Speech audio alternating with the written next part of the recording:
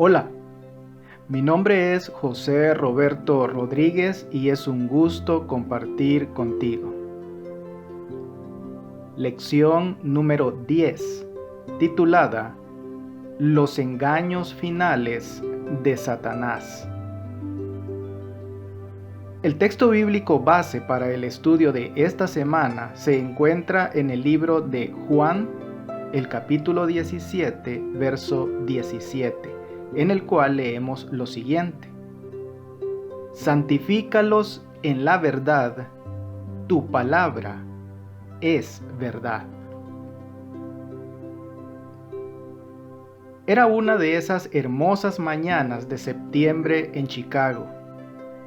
Cuando el sol se elevaba sobre el lago Michigan, los conductores luchaban con los embotellamientos en las autopistas Kennedy y Eisenhower, y los niños se dirigían a la escuela. Comenzó a aflorar una historia escalofriante que infundió miedo en el corazón de los habitantes de Chicago.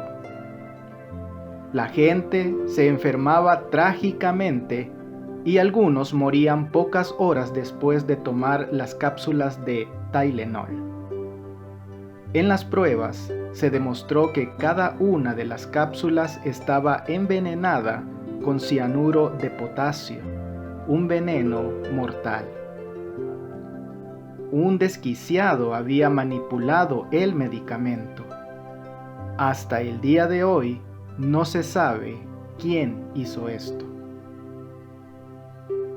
Como hemos visto, Apocalipsis nos advierte que los que habitan en la tierra beberán una porción mortal llamada el vino de Babilonia. Existen doctrinas y enseñanzas falsas que, en definitiva, solo conducirán a la muerte. Sin embargo, el mundo no está desprovisto del antídoto, la protección contra este veneno espiritual: el mensaje de los 3 ángeles. En la lección de esta semana, seguiremos viendo no solo los engaños de Babilonia, sino también el plan de Jesús para salvarnos de estos engaños y de la muerte que, de lo contrario, provocarían. En el contexto del tiempo del fin, Jesús pronunció una poderosa advertencia: porque se levantarán falsos cristos y falsos profetas, y harán señales y prodigios para engañar, si fuese posible, aún a los escogidos, según Marcos 13:22. ¿Quiénes son los escogidos? Más adelante dice: y enviará sus ángeles con gran voz de trompeta y juntarán a sus escogidos de los 4 vientos, desde un extremo del cielo hasta el otro, según Mateo 24:31. Asusta un poco, ¿verdad? Cuando el engaño en los últimos días será tan grande que hasta los fieles correrán el riesgo de ser engañados. Leamos en Apocalipsis el capítulo 12, verso 9. Y fue lanzado fuera el gran dragón, la serpiente antigua, que se llama Diablo y Satanás, el cual engaña al mundo entero. Fue arrojado a la tierra y sus ángeles fueron arrojados con él. ¿A quiénes engaña Satanás? ¿Y cómo entendemos estas palabras? Obviamente, Dios va a tener algunos fieles en los últimos días, como los ha tenido a lo largo de los siglos. Sin embargo, la terminología aquí muestra cuán extendido es realmente el engaño de Satanás. Leamos ahora Proverbios, el capítulo 14, verso 12. Hay camino que al hombre le parece derecho, pero su fin es camino de muerte. ¿Qué poderosa advertencia se presenta aquí? Muchas veces el consejo es que la gente siga su propia conciencia para determinar por sí misma lo que está bien o lo que está mal, qué es bueno o malo, y luego vivir conforme a eso. Pero la Escritura enseña que todos somos pecadores, todos estamos corrompidos. Por lo tanto, confiar en nuestros sentimientos es casi una garantía de que, tarde o temprano, tergiversaremos la verdad e incluso actuaremos mal. Hubo gente que, totalmente convencida de la rectitud de su causa, cometió muchas maldades a lo largo de los siglos. Es decir, siguió el camino que al hombre le parece derecho. En lugar de eso, nosotros debemos sumergirnos en la palabra de Dios y de su palabra. Al rendirnos al Espíritu Santo, aprender a distinguir la verdad del error, el bien del mal, lo bueno de lo malo. Abandonados a nuestra propia suerte o incluso a nuestros propios sentidos, podemos llegar a ser presa fácil de los engaños de Satanás. Piensa en ejemplos de personas que actuaron sobre la base de lo que ellas creían que estaba bien o incluso que era la voluntad de Dios, pero que realizaron cosas malas. ¿Qué podemos aprender de estos trágicos acontecimientos? Leamos en Apocalipsis el capítulo 16, los versos 13 y 14. Y vi salir de la boca del dragón y de la boca de la bestia y de la boca del falso profeta 3 espíritus inmundos a manera de ranas, pues son espíritus de demonios que hacen señales y van a los reyes de la tierra en todo el mundo, para reunirlos a la batalla de aquel gran día del Dios Todopoderoso.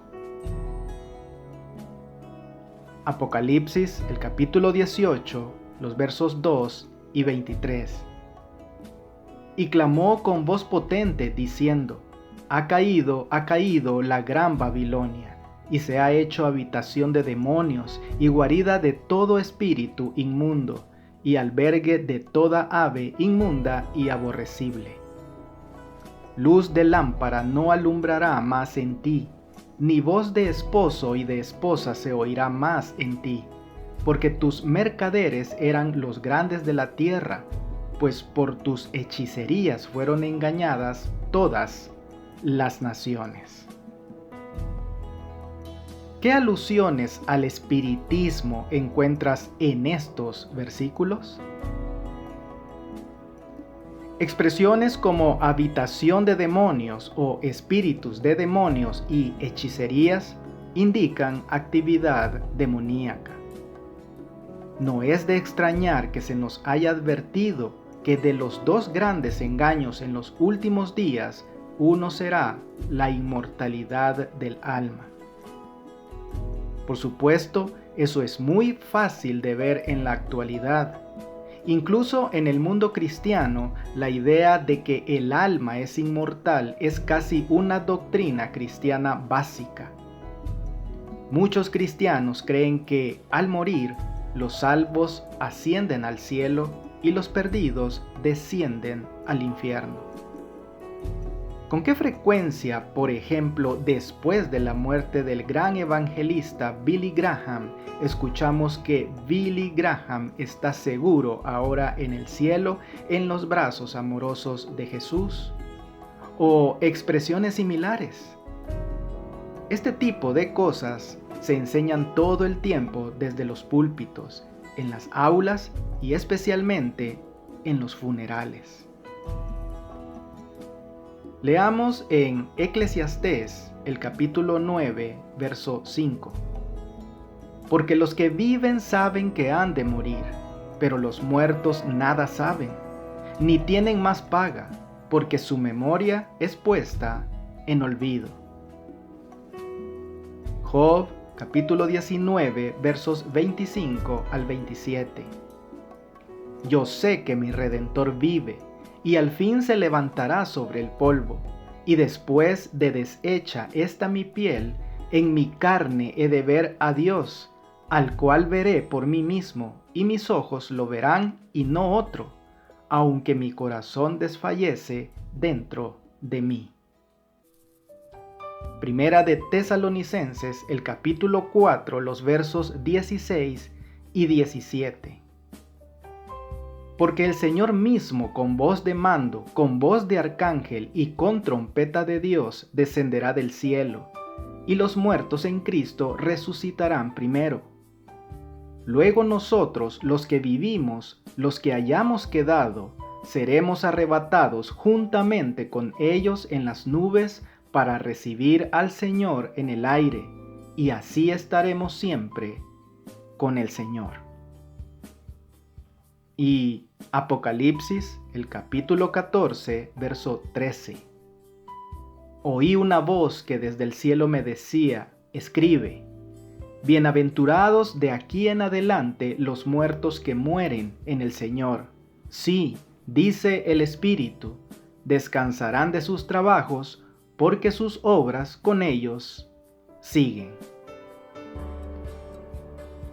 ¿Qué instrucción clara dio Dios a su pueblo acerca de la vida después de la muerte y dónde encontramos esperanza? Uno de los pilares del engaño babilónico es una falsa concepción de la muerte que, sobre la base de la idea de la inmortalidad del alma, prepara el camino para la influencia engañosa del espiritismo. Si tú crees que los muertos de alguna forma están vivos y hasta podrían llegar a comunicarse con nosotros, entonces, ¿qué protección tienes contra cualquiera de los miles de engaños de Satanás? Si alguien que tú creías que era tu madre, tu hijo u otro ser querido fallecido apareciera de repente y hablara contigo, ¿cuán fácil sería dejarte engañar por tus sentidos? Esto ha sucedido en el pasado, ocurre ahora y, sin duda, a medida que nos acercamos a los últimos días, volverá a suceder. Nuestra única protección es permanecer firmemente arraigados en lo que la Biblia enseña y aferrarnos a la enseñanza bíblica sobre la muerte como un sueño hasta la segunda venida de Jesús. ¿Qué ejemplos de espiritismo moderno existen hoy en tu cultura? ¿Y por qué la adhesión firme a la palabra de Dios es nuestra única protección?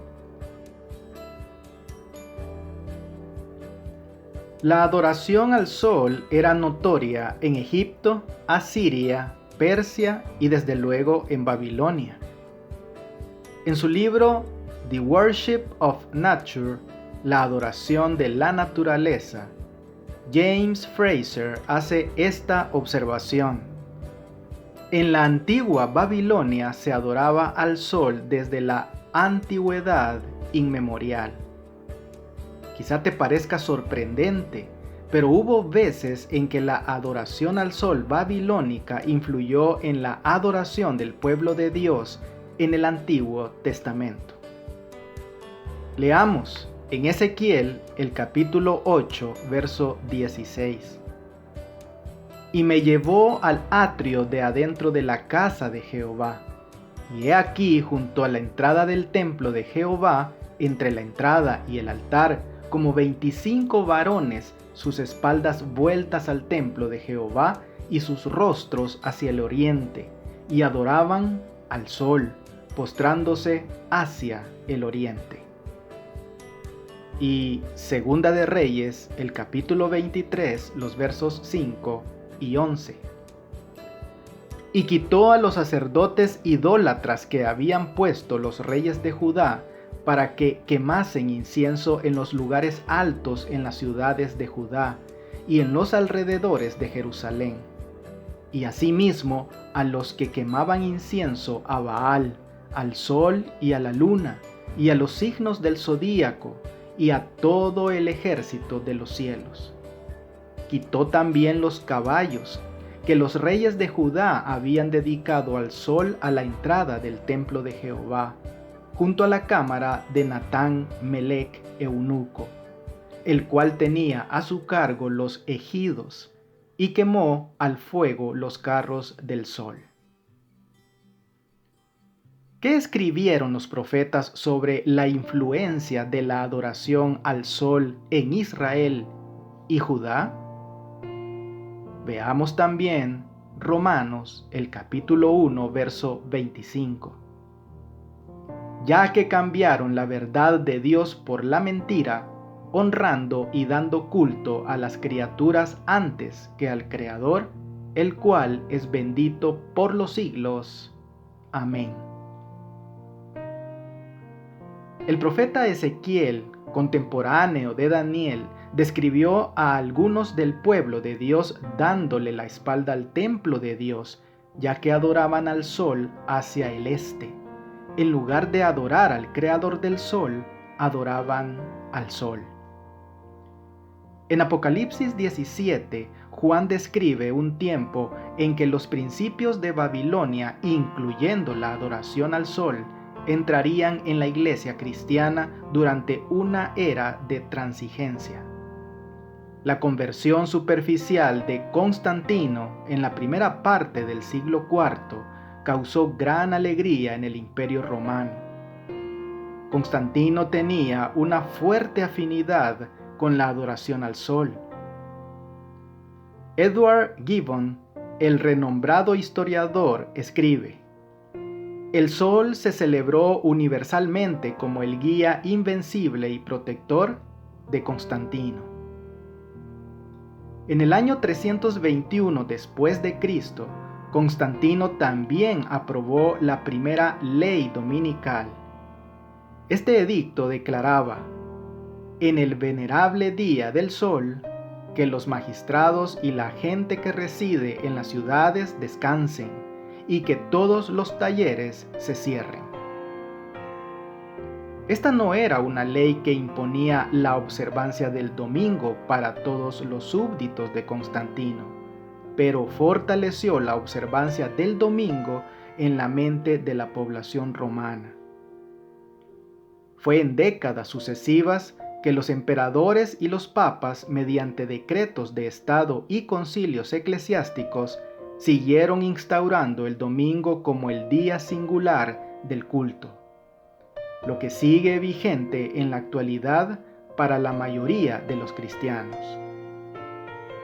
Qué poderoso ejemplo de la dura verdad de que solo porque la mayoría cree en algo o lo practica, no significa que sea lo correcto. Observa a tu alrededor y fíjate cuán frecuente es la adoración dominical en las iglesias cristianas. ¿Qué debe enseñarnos este hecho acerca de cuán generalizados son los engaños de Satanás? Al igual que con el estado de los muertos, ¿cuál es nuestra única salvaguardia? El mensaje del segundo ángel en Apocalipsis 14 es: ha caído la gran Babilonia. En Apocalipsis 17, la mujer identificada como la Babilonia espiritual, vestida de púrpura y escarlata, cabalga sobre una bestia de color escarlata, hace circular su copa de vino y embriaga al mundo con el error. Iglesia y Estado se unen. La falsedad prevalece. Los demonios hacen sus milagros para engañar. El mundo se lanza a su conflicto final. Al mismo tiempo, el pueblo de Dios es difamado, ridiculizado, oprimido y perseguido, pero en Cristo y por el poder de su Espíritu Santo es firme en su compromiso. Todos los poderes del infierno y las fuerzas del mal no pueden quebrar su lealtad a Cristo. Está seguro en Él. Él es su amparo y fortaleza, su pronto auxilio en las tribulaciones. Dios está llamando a un pueblo del tiempo del fin a volver a ser fiel a su palabra. Jesús oró: santifícalos en la verdad, tu palabra es verdad. La verdad de la palabra de Dios, no la opinión humana ni la tradición, es la estrella del norte para guiarnos en esta hora crítica de la historia de la tierra. Esta es una declaración notable del Dr. Edward Hiscox, autor del Manual de Referencia para las Iglesias Bautistas. En 1893 habló ante un grupo de cientos de pastores bautistas y los sorprendió con la explicación de cómo llegó el domingo a la iglesia cristiana. Leemos de E. Hiscox ante un congreso de pastores de Nueva York el 13 de noviembre de 1893. Qué lástima que el domingo venga etiquetado con la marca del paganismo y bautizado con el nombre del dios Sol, luego adoptado y sancionado por la apostasía papal y cedido como un legado sagrado al protestantismo. Leamos ahora Ezequiel, el capítulo 20, los versos 1 al 20. Aconteció en el año séptimo, en el mes quinto, a los 10 días del mes, que vinieron algunos de los ancianos de Israel a consultar a Jehová y se sentaron delante de mí. Y vino a mí palabra de Jehová diciendo: Hijo de hombre, habla a los ancianos de Israel y diles: Así ha dicho Jehová el Señor: ¿a consultarme venís vosotros? Vivo yo que no os responderé, dice Jehová el Señor. ¿Quieres tú juzgarlos? ¿Los quieres juzgar tú, hijo de hombre? Hazles conocer las abominaciones de sus padres y diles: Así ha dicho Jehová el Señor: el día que escogí a Israel y que alcé mi mano para jurar a la descendencia de la casa de Jacob, cuando me di a conocer a ellos en la tierra de Egipto, cuando alcé mi mano y les juré diciendo: Yo soy Jehová vuestro Dios. Aquel día que les alcé mi mano, jurando así que los sacaría de la tierra de Egipto a la tierra que les había provisto, que fluye leche y miel, la cual es la más hermosa de todas las tierras, entonces les dije: cada uno eche de sí las abominaciones de delante de sus ojos, y no os contaminéis con los ídolos de Egipto. Yo soy Jehová vuestro Dios. Mas ellos se rebelaron contra mí y no quisieron obedecerme. No echó de sí cada uno las abominaciones de delante de sus ojos, ni dejaron los ídolos de Egipto. Y dije que derramaría mi ira sobre ellos, para cumplir mi enojo en ellos en medio de la tierra de Egipto. Con todo, a causa de mi nombre, para que no se infamase ante los ojos de las naciones en medio de las cuales estaban, en cuyos ojos fui conocido, actué para sacarlos de la tierra de Egipto. Los saqué de la tierra de Egipto y los traje al desierto, y les di mis estatutos y les hice conocer mis decretos, por los cuales el hombre que los cumpliere vivirá. Y les di también mis días de reposo, para que fuesen por señal entre mí y ellos, para que supiesen que yo soy Jehová, que los santifico. Mas se rebeló contra mí la casa de Israel en el desierto. No anduvieron en mis estatutos y desecharon mis decretos, por los cuales el hombre que los cumpliere vivirá. Y mis días de reposo profanaron en gran manera. Dije, por tanto, que derramaría sobre ellos mi ira en el desierto para exterminarlos. Pero actué a causa de mi nombre, para que no se infamase a la vista de las naciones ante cuyos ojos los había sacado. También yo les alcé mi mano en el desierto, jurando que no los traería a la tierra que les había dado, que fluye leche y miel, la cual es la más hermosa de todas las tierras. Porque desecharon mis decretos y no anduvieron en mis estatutos, y mis días de reposo profanaron, porque tras sus ídolos iba su corazón. Con todo, los perdonó mi ojo, pues no los maté, ni los exterminé en el desierto. Antes dije en el desierto a sus hijos: no andéis en los estatutos de vuestros padres, ni guardéis sus leyes, ni os contaminéis con sus ídolos. Yo soy Jehová vuestro Dios. Andad en mis estatutos y guardad mis preceptos, y ponedlos por obra, y santificad mis días de reposo, y sean por señal entre mí y vosotros, para que sepáis que yo soy Jehová vuestro Dios. ¿Cuál es la esencia del mensaje de Ezequiel aquí? ¿Y cómo encaja el sábado con este llamado a la fidelidad? Ezequiel 20 es un llamado ferviente para que Israel abandone las prácticas paganas y adore al Creador, y no a sus dioses falsos. En este caso, los ídolos de Egipto. En el mensaje de los 3 ángeles, Dios hace un llamado similar a adorar al Creador, porque ha caído Babilonia. Y también, como sabemos, el sábado y la fidelidad a Él jugarán un papel importante en los acontecimientos finales. ¿Qué lecciones podemos extraer para nosotros de lo que está escrito en Ezequiel 21 al 20? La mujer de escarlata y púrpura, montada sobre la bestia cubierta de escarlata, ha hecho circular su copa de vino y el mundo está embriagado con las falsas doctrinas de Babilonia. Elena de White habla del vino de Babilonia en este claro comentario. ¿En qué consiste ese vino? En sus doctrinas falsas.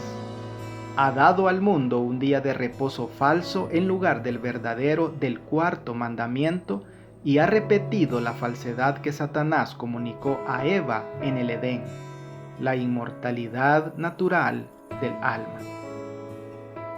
Estas enseñanzas erróneas han engañado a millones. Como resultado, Dios está dando a su pueblo todavía atrincherado en el error un llamado final para los últimos días. Leamos en Apocalipsis el capítulo 18, los versos 4 y 5. Y oí otra voz del cielo que decía: salid de ella, pueblo mío, para que no seáis partícipes de sus pecados, ni recibáis parte de sus plagas, porque sus pecados han llegado hasta el cielo, y Dios se ha acordado de sus maldades. ¿Cuál es el llamado de Dios a las multitudes que aún están en organizaciones religiosas caídas? Como ya hemos visto, pero vale la pena repetirlo, muchas personas del pueblo de Dios participan en organizaciones religiosas que han transigido con las enseñanzas bíblicas. Ellos no entienden las verdades de la Escritura. El llamado amoroso de Dios es claro: salgan de ella, pueblo mío, para que no participen de sus pecados y no reciban de sus plagas, según Apocalipsis 18:4. Leamos en 1 de Juan, el capítulo 3, verso 4. Todo aquel que comete pecado infringe también la ley, pues el pecado es infracción de la ley. Y comparémoslo con Romanos en el capítulo 14, verso 23. Pero el que duda sobre lo que come es condenado, porque no lo hace con fe, y todo lo que no proviene de fe es pecado. ¿Cuál es la definición bíblica de pecado? ¿Y cómo armonizan estos pasajes de la Biblia? El pecado es la transgresión o quebrantamiento de la ley de Dios. La única manera de que alguien pueda obedecer la ley es mediante la fe en el poder del Cristo viviente. Somos seres humanos débiles, frágiles, vacilantes y pecaminosos. Por la fe, Cuando aceptamos a Cristo, su gracia expía nuestro pasado y fortalece nuestro presente. Él nos da la gracia y el apostolado para la obediencia, según Romanos 1:5. El llamado celestial a su pueblo que está en las iglesias, que no respetan a Dios ni lo obedecen, es salir por fe. Su llamado a los adventistas de las congregaciones que guardan el sábado es abandonar todos los intentos humanos egocéntricos de obediencia y llevar una vida piadosa por la fe en la gracia de Cristo, que nos libra de la condenación y el dominio del pecado. Y así como la fidelidad de Israel a la ley habría sido un testimonio poderoso para el mundo, nuestra fidelidad también puede ser un testimonio poderoso que ayude a guiar a la gente a salir de Babilonia.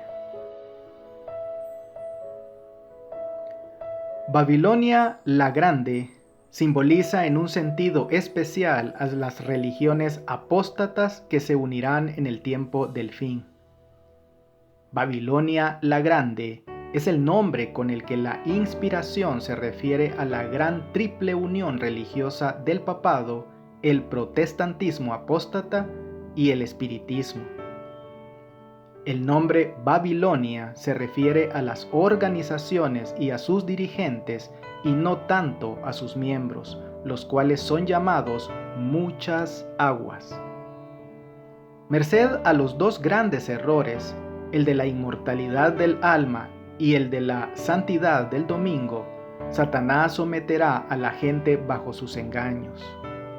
Mientras el primero pone el fundamento del espiritismo, el segundo crea un lazo de simpatía con Roma. En los tiempos del Antiguo Testamento, los espíritus de los muertos desempeñaban un papel importante en la religión babilónica. Los babilonios tenían una sólida creencia en la doctrina de la inmortalidad del alma. Creían que, al morir, el alma entraba en el mundo espiritual. El concepto del alma inmortal es ajeno a las enseñanzas de la Escritura. La enciclopedia judía identifica claramente el origen de la falsa idea de la inmortalidad del alma. La creencia de que el alma sigue existiendo después de la disolución del cuerpo no se enseña expresamente en ninguna parte de la Sagrada Escritura. La creencia en la inmortalidad del alma llegó a los judíos por su contacto con el pensamiento griego y, sobre todo, por la filosofía de Platón, su principal exponente, que fue llevado a ella por los misterios órficos y eleusinos, en el que los conceptos babilónicos y los egipcios se mezclaron extrañamente. Y ahora, algunas preguntas para dialogar. ¿Por qué es tan importante comprender la verdad sobre la muerte? ¿De qué nos protege? ¿Por qué es tan reconfortante también? Algunos de los engaños del diablo son obvios, otros más sutiles. ¿Cómo podemos evitar ser engañados por cualquiera de los dos? Analicemos la pregunta que se encontraba en el día domingo acerca de quienes hacen el mal creyendo que están haciendo la voluntad de Dios, como se revela en la Biblia. ¿Cómo explicamos esto? ¿Y qué papel debe desempeñar la ley de Dios en la explicación? Amigo y amiga, la pluma inspirada nos termina recordando que el hombre caído es el cautivo legítimo de Satanás. La misión de Cristo consistió en rescatarlo del poder de su gran adversario. El hombre se inclina por naturaleza a seguir las sugestiones de Satanás y no puede resistir con éxito a un enemigo tan terrible, a menos que Cristo, el poderoso conquistador, more en él, guíe sus deseos y le fortalezca. Que Dios te bendiga. No olvides apoyar este ministerio suscribiéndote a mi canal de YouTube. Con esto tendrás acceso a un video resumen completamente ilustrado y animado de la lección de escuela sabática para adultos al inicio de cada semana. Espero tus likes y tus comentarios de la lección. Bendiciones.